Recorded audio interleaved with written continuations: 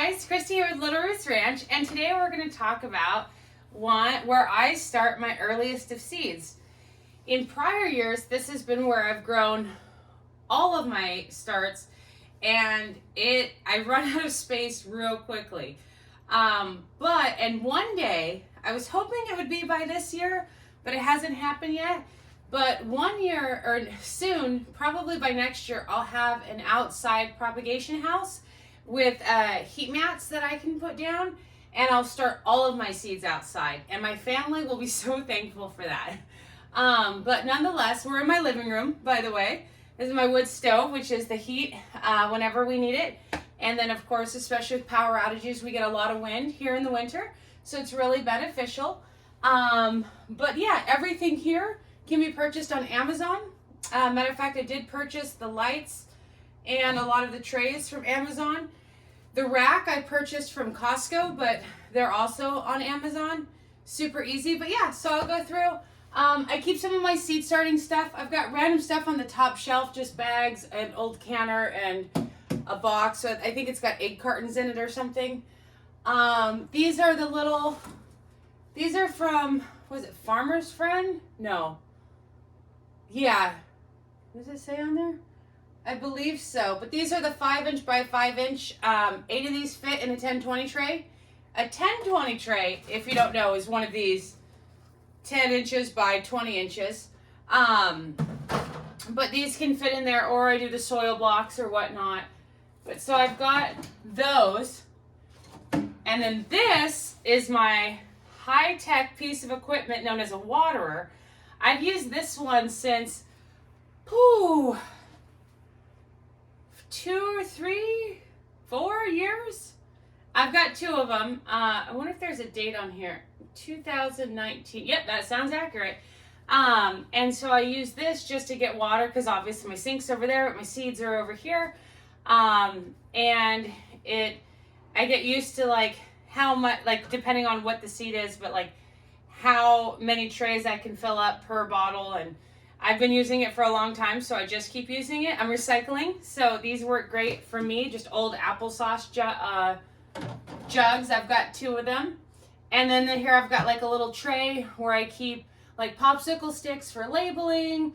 I think I've got some yarn, pen, markers, things like that. So this is kind of a catch-all seed starting junk drawer. I end up with like little butter knives and things like that in there for like mixing up like the potting soil or the soil block mix or whatever. But so that's the top shelf. Then here I have 3 growing sections, and you can tell that they're different sizes. Not only are they different sizes, but the lights have these chains. I don't know if you can see that. And you can adjust them to hang down, because you don't want like this large of a gap when you're starting the seeds, especially depending on the seeds. You want to get them as close as possible. And obviously down here I've got my largest gap, and that's kind of where like end stage plants will go. So like when I have tomatoes or something like that, that way they can get a little height and get bigger pots, things like that, and still be really close to the light, but I don't have to move it, because obviously these things aren't very fun to move at all. They're easy to put in, but just when you're setting yours up, be cognizant of kind of where you want it to be, because once they've sat for a while, it's not super easy to move them. And then I've got, so these are the fluorescent lights. They're so bright. I did a video earlier today, a quick one. I'll sneak it in somewhere. But it was pitch black outside, and then I turned on these lights, and it was like the middle of summer in here. Like, I don't think I can fully explain it, but when these lights turn on, and each one has 2 switches, so you can have partial light or full light, and they are bright. Like, I don't know if you can see my hand or if it's coming across in the camera or not. I don't know if the camera compensates for the really bright light, but literally if you try and look at it, like it's blinding. They're really, really bright. I love them. It's pitch black outside. I just wanted to show how bright these lights are. There's one switch. There's the second switch. There's that one. And there's that one. Pitch black outside. Bright as daylight inside. But the other thing is that these are T5 grow lights, and I will put links down below for the lights and the rack and the 10-20 trays. These are 10-20 trays, as I mentioned earlier, 10 by 20 inches. I can put closely together 40 of the 2-inch soil blocks in here. And then I think they're 2 inches at least. It's been a while since seed starting season.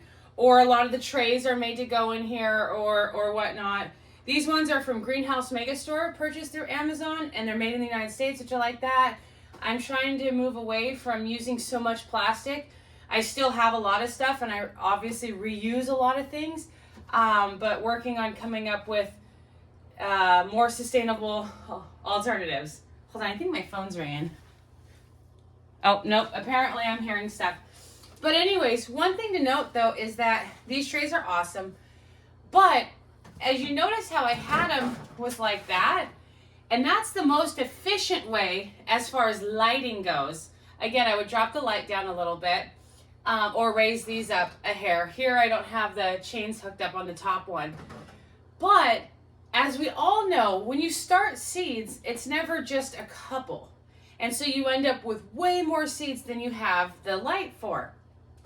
So what I've been known to do is turn them sideways like so. And so that way I can fit 4 of them instead of 2 of them. The only problem is that the ones on the outside are going to get a little leggy because they're reaching to grow to the light because they need to be real close, especially clearly artificial light.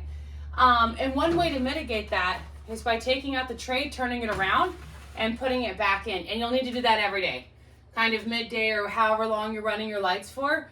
And then a lot of times too, especially when I'm talking to my family, I'll just run my hand through all the plants to help them get stronger because they're never going to have that full strength that comes from being out in the elements. Because of course, we're trying to get them to grow earlier inside, which is, why we do what we do. But if it was around summertime and there's a slight breeze and the sun's nice and bright and it's warm, and the plant will grow stronger on its own because that's, but here there's no wind in my house. There's obviously no sun, no real sun. And so this is what I do to make up for it. But yeah, again, I can't wait to have a propagation house and I can use heat mats and then use the light from the actual sun, well, through the greenhouse, so it loses a little bit. But nonetheless, so this is my setup. I need to get busy and start filling it. I had to clear off this area because my family is notorious for putting things, because obviously I only use this early spring. And so I end up with a bunch of stuff put on my seed tray. Just as, I'll just set this here real quick. It's never real quick. And then spring comes and it's like buried. And I'm like, no. But, it's nice and clear. And I get to start my seeds. And I'm really, really excited. Let's see. I think I've got, I did want to show you. This is just random. So you know how we got all those fruit trees and we planted them?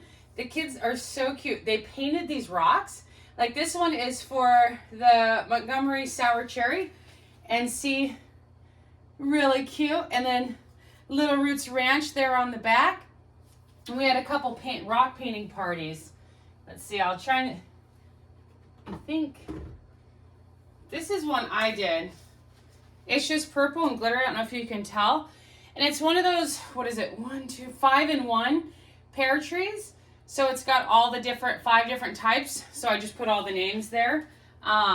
Mine's more basic than the kids. They're definitely better at rock painting than me. But yeah, so this is my seed starting setup. Once it starts to warm up a little more, because my greenhouse is amazing. If we were to go in there right now, I could be in there in a tank top. It's nice and warm. The problem is the nighttime temperatures are equal to outside temperatures, and so it's still just a little cold to start things in there. So what I like to do is germinate them in here, get them going, and then right now I'm pretty much only starting cool weather stuff, and so then it can go out into the greenhouse and grow more. So I won't have 100 million plants in here, which will be the first time really since ever Because what I would do is I'd start to run out of space, and then I'd put like boxes in here to catch like slight residual light, which never works, by the way, and put tinfoil around the back to like help reflect the light. And because you know how seed starting goes, you do one, and then you've got another one, and more, and then oh, there's these seeds, and then oh, this, and you know how that goes. So anyways, but this is my little setup. Today I'm going to be busy. I mostly grow in soil blocks. I do have some seed starting trays, and then things like onions I grow in like a larger, effectively a bucket, but I think it's like a long planter. I'm not sure what I'm going to use yet. I have to go look at like what I have. And then I just throw all the seeds in there. And then when I transplant them, that's when I separate them. So I can do a video on that as well, but that's just to give you a heads up on what I'm working on. So I hope you enjoyed. If you have any questions about seed setup, let me know. I'll do another video when I'm transplanting out into the greenhouse and all that stuff. But yeah, here's my seed setup.